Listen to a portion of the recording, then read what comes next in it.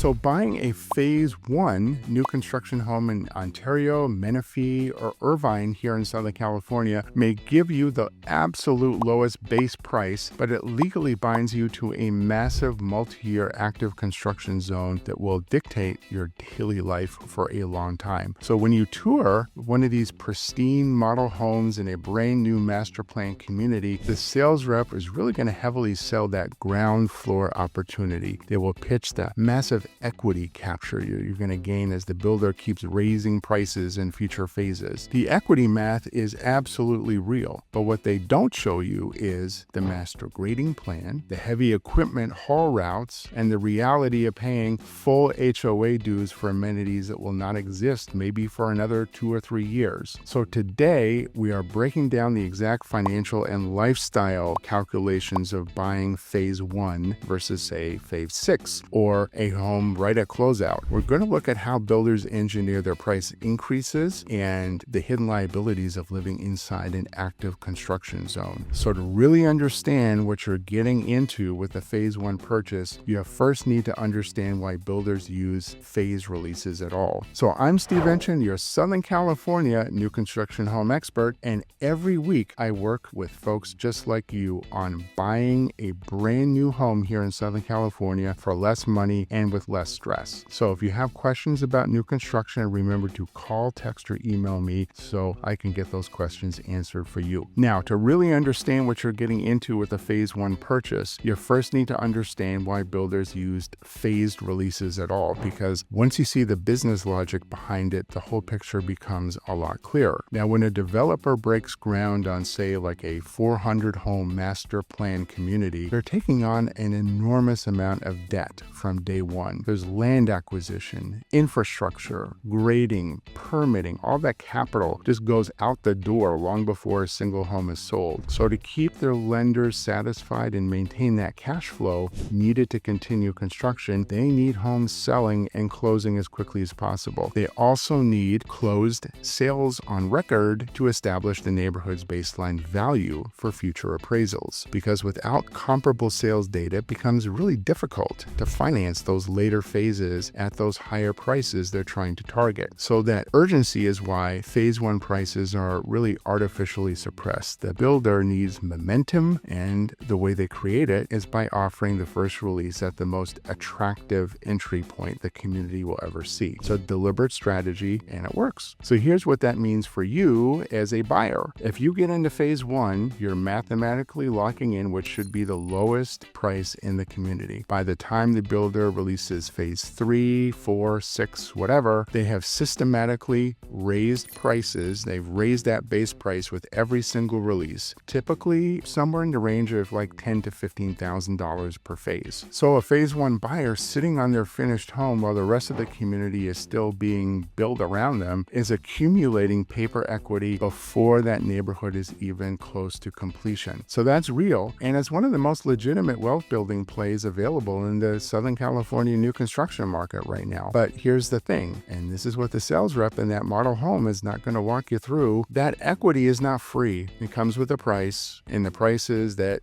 you're going to be compensated for accepting the most disruptive, most inconvenient, and most operationally challenging living situation the community will produce at any point in its existence. You are the pioneer. And as that saying goes, the pioneer takes all the arrows. So let's talk about what that actually looks like. It's not in the brochure, but on a real Tuesday morning on your phase one home, your street is finished, your landscaping is in, your home looks exactly how you designed it. But if you step outside and look in any direction beyond your immediate block, you're looking at raw dirt. Lots, hundreds of lots, potentially still in various stages of grading, framing, and construction, and all of that activity is going to be your immediate neighbor for the next 2 to 3 years, possibly longer, depending on the pace of sales. So Southern California municipal noise ordinances typically allow heavy construction activity to begin at 6 or 7 in the morning. That means diesel engines firing up, backing up alarms on heavy equipment, nail guns, concrete trucks. All of it becomes the standard soundtrack of your mornings 5 to 6 days a week, potentially for years. If you work from home, if you have young children,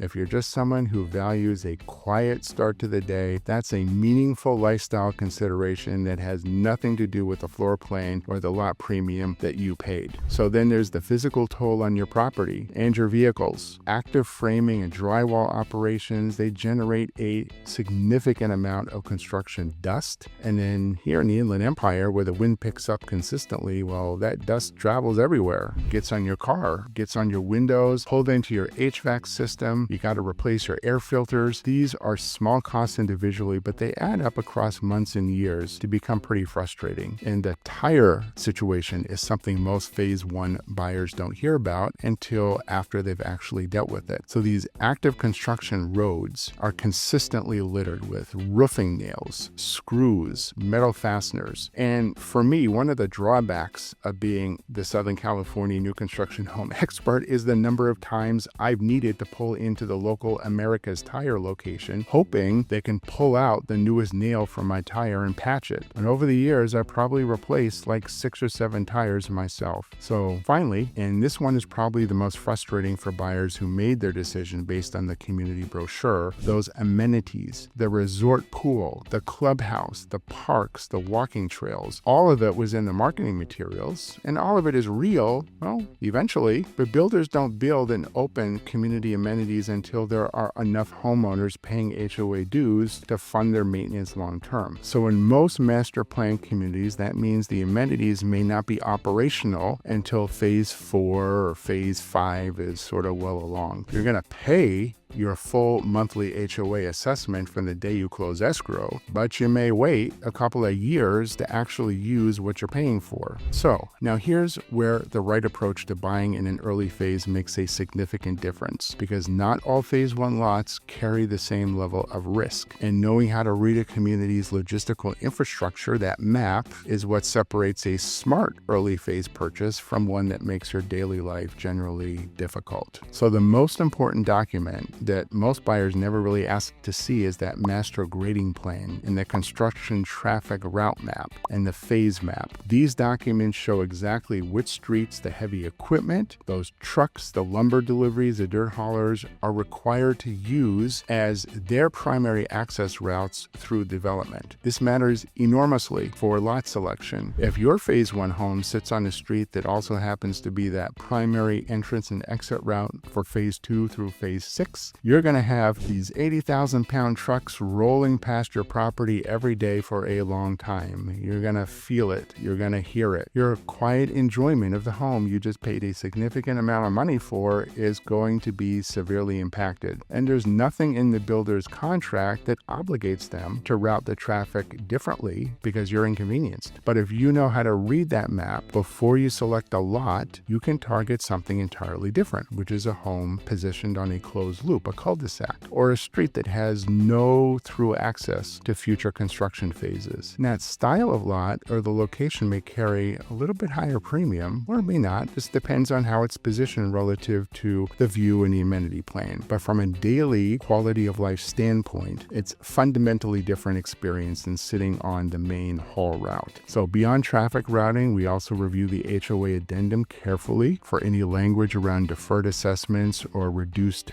due structures during the period when community amenities are not built. Some builders offer this. Honestly, most of them don't, and is rarely advertised, but it's worth asking for, and it's the kind of detail that really only surfaces when someone's actually reading the documents rather than just reviewing the floor plan options. So one of our tactics here may be to negotiate a year's worth of prepaid HOA dues until those amenities are available. So if you're targeting a master plan community anywhere in Southern California, Ontario, Irvine, Eastvale, Menifee, Beaumont, anywhere out here where these large phased developments are active, text or call me before you visit that model home. Don't register alone. Send me the name of the community and we'll map out the phases and the right strategy for selecting a more peaceful lot. So thank you for watching, and I will see you on the next video.